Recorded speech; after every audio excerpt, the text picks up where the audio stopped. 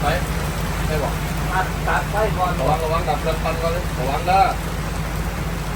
เครื่องปั้นเขากระดับมันไฟเขาอยู่ระวังเด้อหลับไป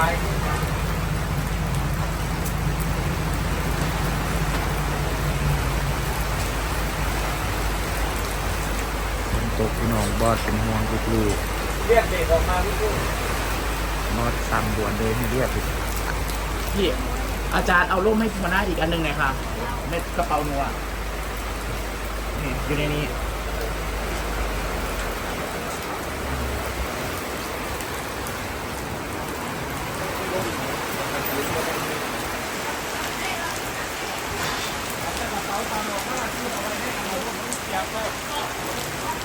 บอดเป็นห่วงพี่น้อง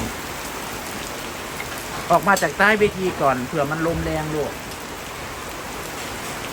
ฝนตกนะคะตอนฝนตกได้แต่ว่าอย่าลง